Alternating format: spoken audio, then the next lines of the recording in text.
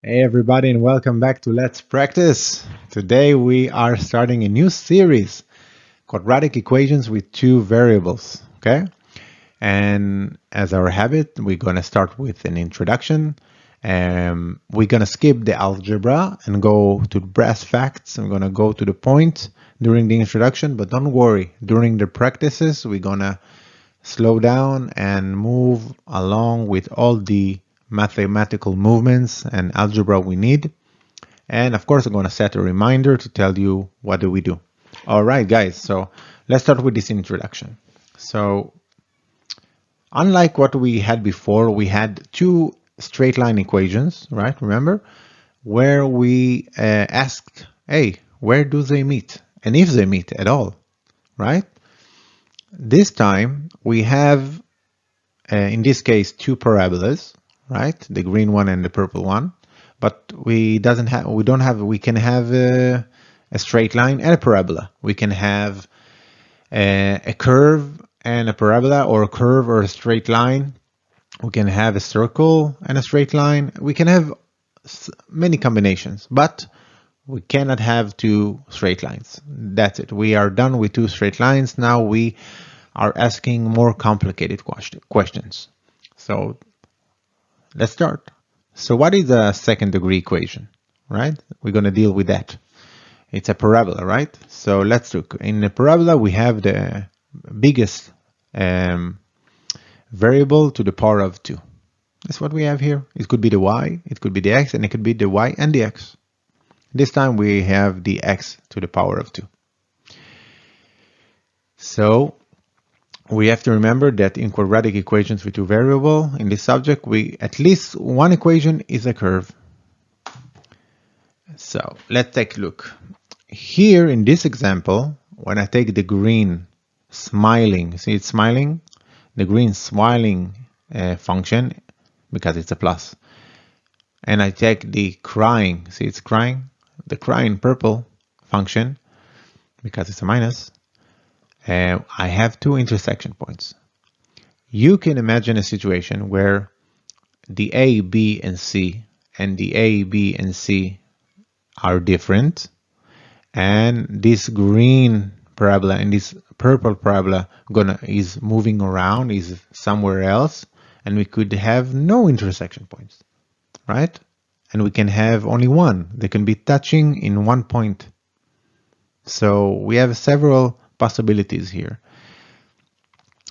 So I need you to be flexible, creative, and because unlike quadratic equations with one variable, here the script is not written. Here we don't have predetermined tools where we know that we just plug the factors inside a quadratic formula and the formula spits out our solutions. We don't have that right now. We don't have a recipe.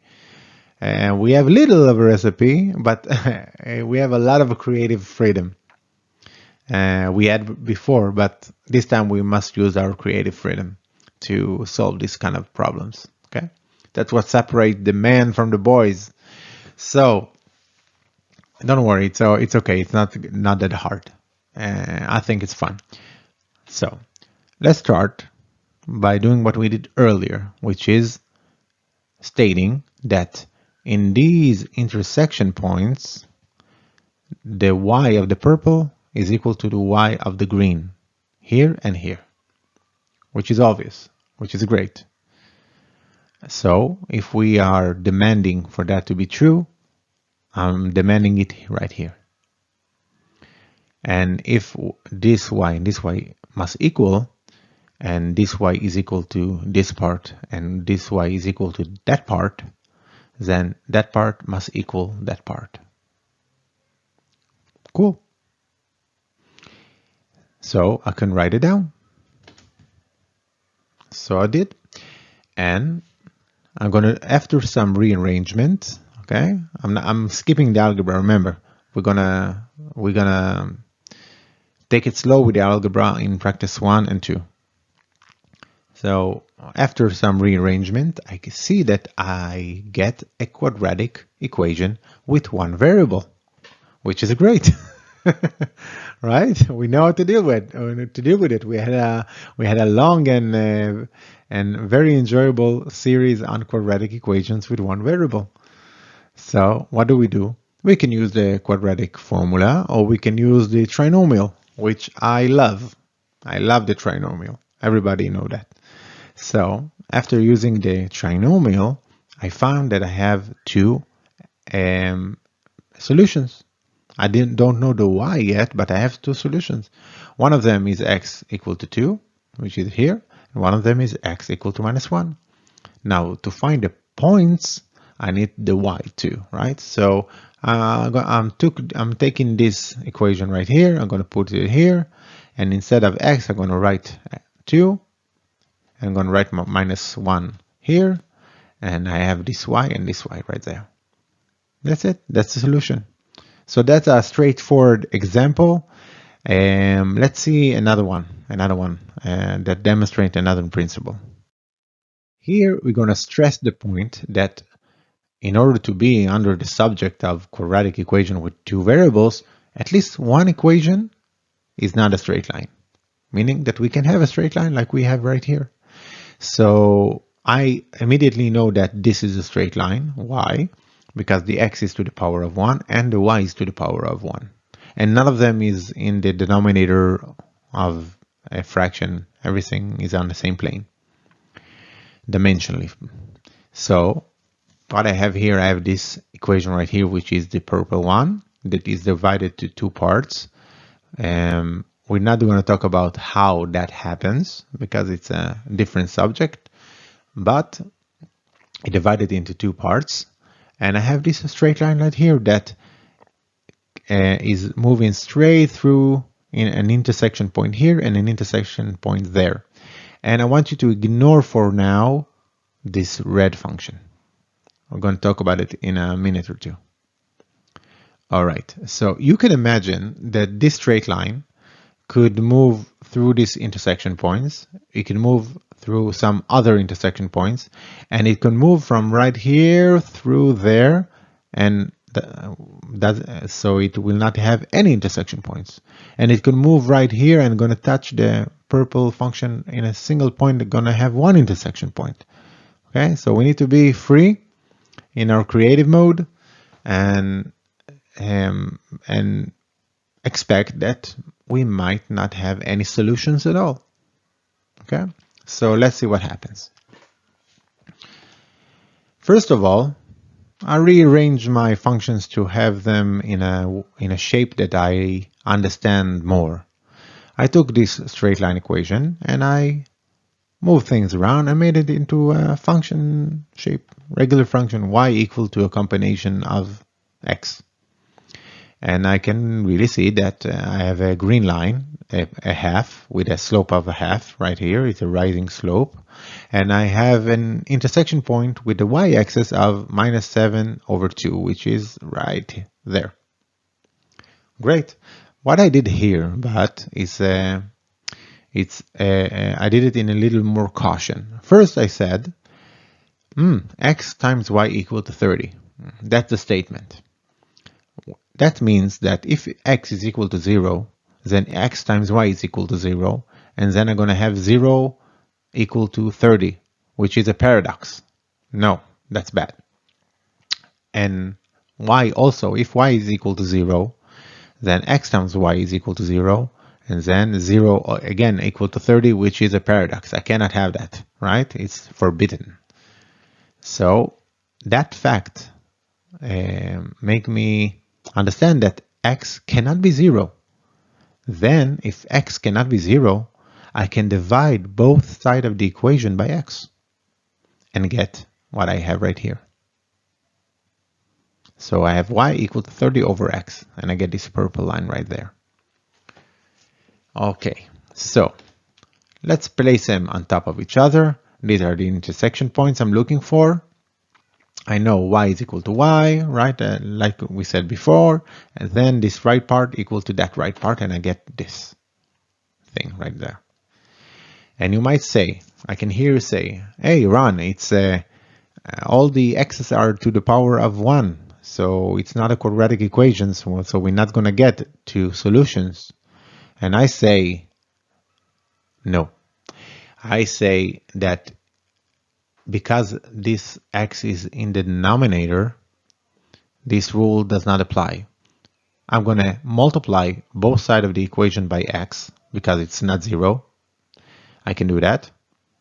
And then this will be x squared. Here I'm going to have an x, and here the x on top and the x on the bottom going to cancel out.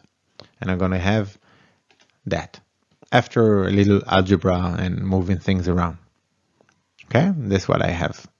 Actually, it's a multiplication of 2x here and multiplication 2x here give me that result, which is a quadratic equation, which is what I wanted. Now I can use this shape. I can recognize the a, the minus b, and the minus, and I can recognize the h, the a, the b, and the c. And by the way, slicha, it's pardon me in Hebrew. Great. So I want to talk about this red function right here.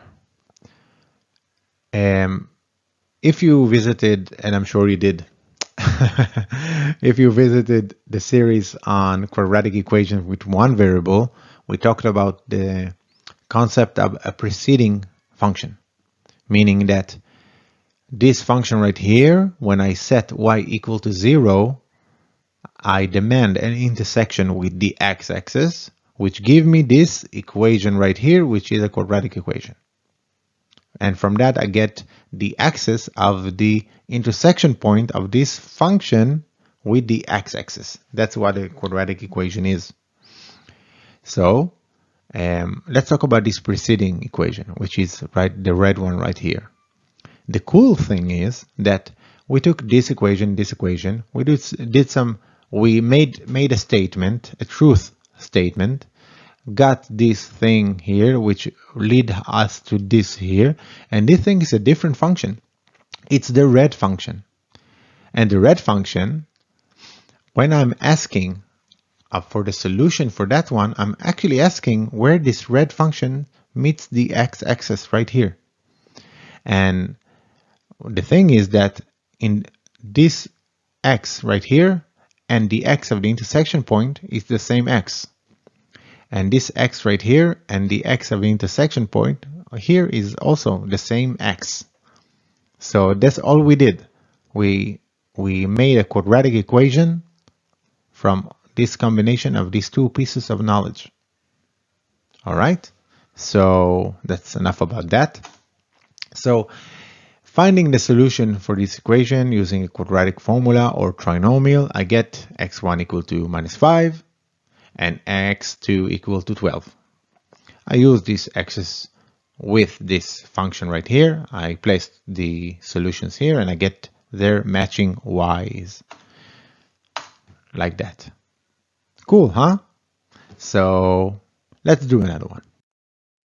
Now we have a particular situation that I want to talk about, and we're going to solve it using two approaches. Okay, the first approach is just substitution, like we did before. It works. It leads us to very interesting conclusions, but it works, right? And we're going to do another approach that is involving more creativity. Creativity that you need if you want to go to do this in the university, okay? So let's see what we have here. We have a straight line, right? The x is to the power of 1 and y is to the power of 1. So we have a straight line out here, and this is the straight line. Great. Minus half slope, minus half slope. Great.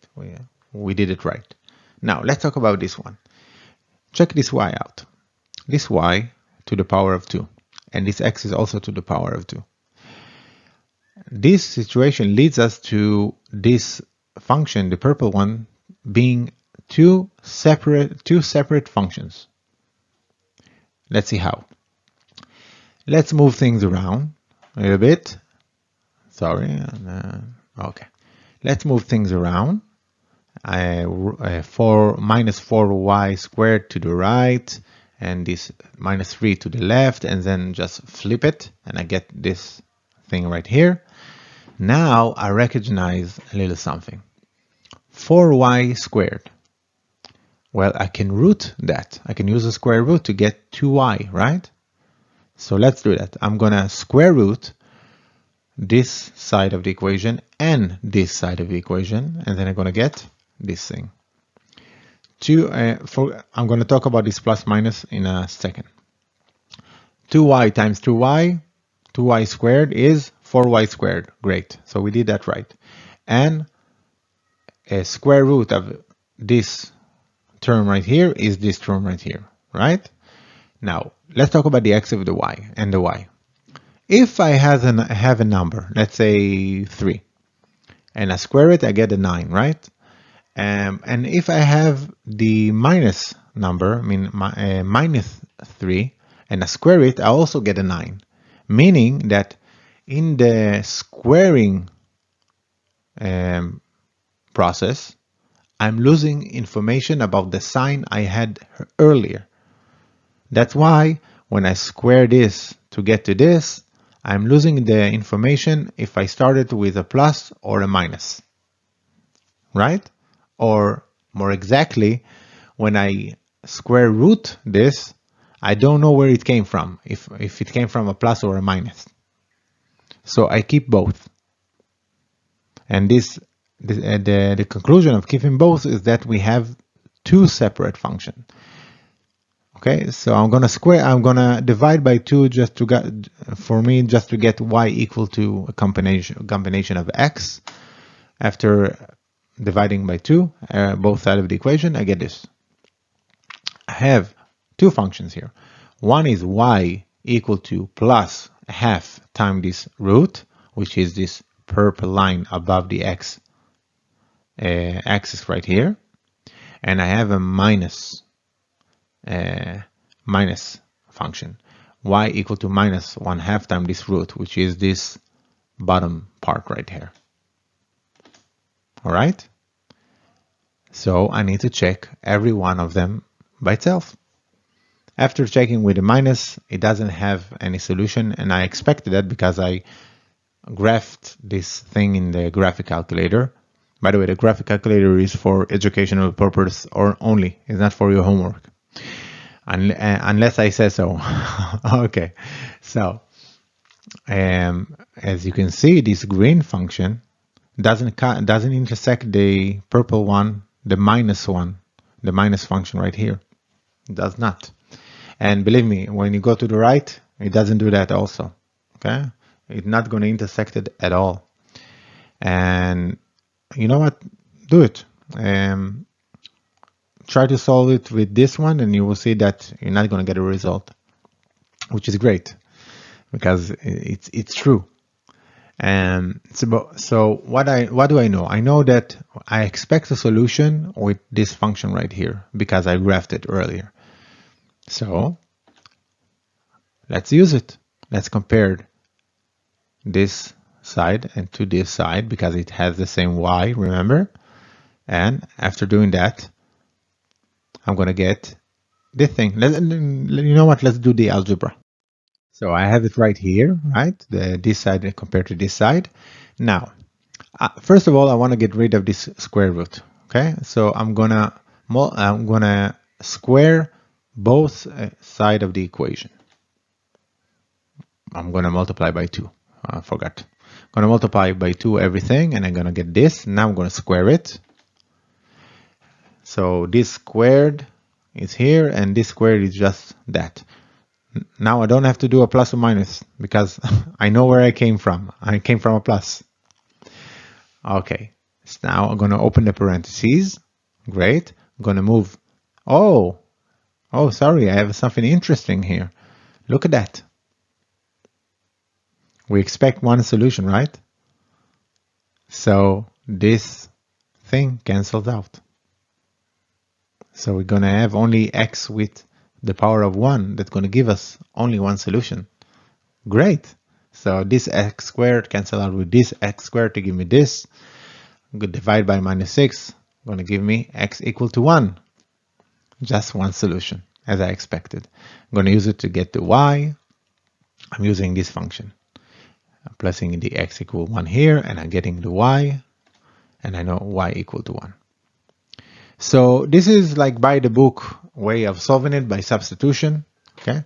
But let's use another way which have more creativity in it, and then we will not meet the awkward plus minus thing in the middle. So let's do it like that. I'm going to place them both right on top of each other, and because I have a little bit more experience, I can recognize that this function right here have a familiar shape. It has a something to the power of 2 minus something else to the power of 2. And I immediately recognize it as something that I could factor. Using factoring, I mean. Let me show you.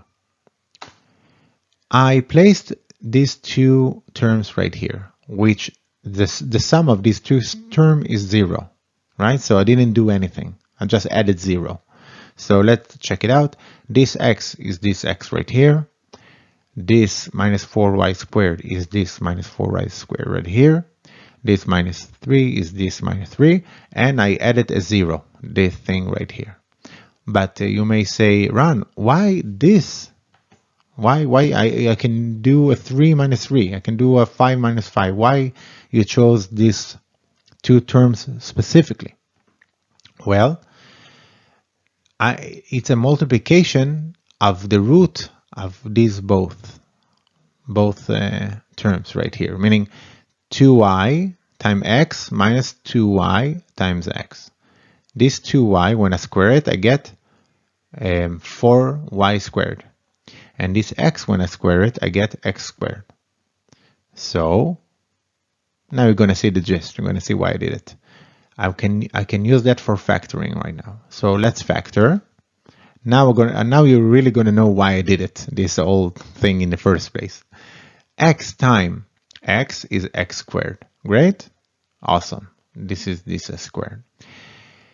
Minus plus 2y times minus 2y equal to this term right here, which give me this term right here. And x times minus 2y give me this term right here. And 2y times x give me this term right here. Now you know why I did it. And I did it because I recognize this green function will end up being this part right here, x plus 2y, x plus 2y. Awesome. So I can replace this entire thing just with the number 3. And that's how I get rid of having variables to the power of 2. Cool. Now every variable here will be to the power of 1, which means one solution. Let's check it out. So I'm dividing by 3 and I'm getting this. Now I have a straight line solution. I've created a straight line, which is not this green line, which the intersection point of this line and this green function will be this intersection point. So I took the shape of this. Oh man, I did it in. I took this shape and I remember what I did. I moved things around. Okay, I move minus 1 to the left. I move minus 2y to the right, and I divided everything by 2, and I got this function right here. And I took the green function. I took the y and I placed this y inside that y, and I got this. And I did some algebra and I got that x is equal to 1 and y is equal to 1. Cool, right? So you don't have to do it in the way of substitution. You can do it in some other way. Cool. So let's see another example. All right, here we have an interesting situation. We can have more than 2 points of intersection. Here we have 1, 2, 3, and 4. Well, it all depends on the shape of the functions and their positions in the xy plane. So it really is a jungle. It's a free-for-all.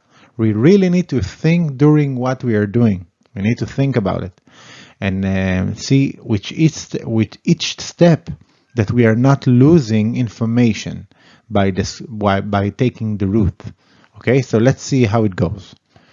Okay, so what I did here, I took this function right here, I took the 2y squared to the other side, and then I took the root of both sides, and I got plus minus results. This is the minus results, and this is the plus. On the left side of the graph, there are all the negative results. So that's why I attach this function right here. The 2y squared is a positive number, and whatever we have inside the square must be positive, so or 0.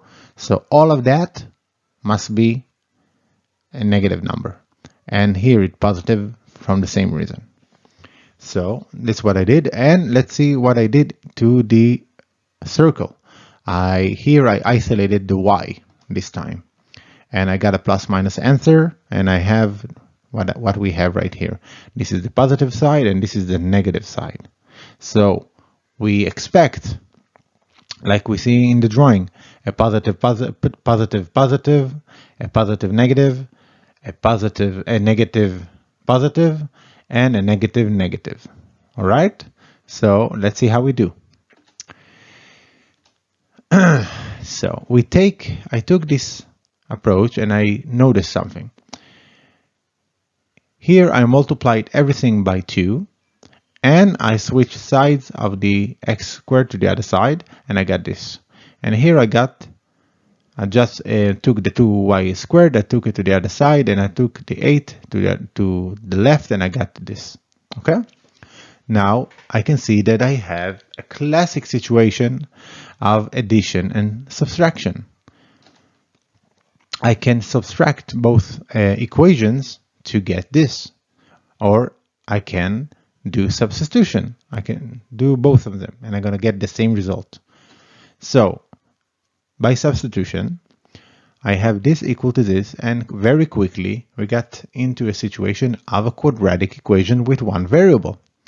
Now I'm doing some rearrangement, and I can do a trinomial. Okay, or I can take the minus 16 to the other side, take the root of both sides, and get x equal to plus minus 4. But let's use the trinomial just for practice. So here, a is equal to 1, b is equal to 0, right? And c is equal to 16. So I need two numbers that adding them together give me 0, and multiplying them together give me minus 16. Well, it's plus minus 4, like we said earlier. So these are the both x's I have. So notice that this point and this point share the same x coordinate, and also this point and this point share the same x coordinate. So we actually have symmetry in the problem, right? We have symmetry in relation to the x-axis, and we probably have symmetry regarding the y-axis. So let's see it happens. Now I take my equation right here, and I put my minus 4 and my plus 4, and I get this result. So y squared equal to 4, so y equal to plus minus 2. That is what we have here, plus minus 2, here and here and here. So this is quite nice, right? So in all of these examples, you see that we need to use the tools that we learned in our previous series, but we also need to use our mind. We need to be creative, okay? We need to improvise a little bit, to do some algebraic steps and see where it leads us, but never forgetting that we might lose results because of this plus and minus. Okay, we need to consider all the pluses and minuses while we travel. So now let's summarize the introduction. All right, so let's summarize the introduction, right? Okay, so first of all, every equation with an x and a y is a function. A straight line or a curve or a parabola, don't forget that. Well, in order to qualify as a problem of quadratic equation with two variables, okay, at least one of the functions, okay, one of them, like the purple here, need to be a curve. The other one can be a straight line. All right. The solution to this set, of course, is the intersection points, as we said earlier. But it's not straightforward to see in advance how many intersection points we can expect. Like this line over there, the intersection point could be here and here. The line can go right here between those two purple lines, and we can have no intersection. We cannot expect it in advance. We cannot see just because of the initial functions, their power, how many results can we expect. More than two intersection points are possible, as you can see. And don't forget that, most importantly, that raising the equation to the power of 2, meaning if we're going to take the root of an equation that was taken to the power of 2, can cause the loss of information, and we can lose the results. Many times I saw students find their first two results and say, that's it, I did it. So don't fall for that trap. So guys, this was Let's Practice. This was the introduction to our new series on quadratic equation with two variables. I want you to join me in practice number 1, when we can take stuff a little bit slower, okay, a little bit more methodical, and we're going to have a practice 2, and then we're going to summarize the subject. So I hope you'll join me. Give me a like, please. Subscribe, please, and tell your friends about me, so I can get I hope X equals 500 subscribers. Okay, thank you guys. The most complicated function is the YouTube algorithm, I tell you. I cannot figure it out. So guys, thank you very much. I'm gonna see you later. Bye bye.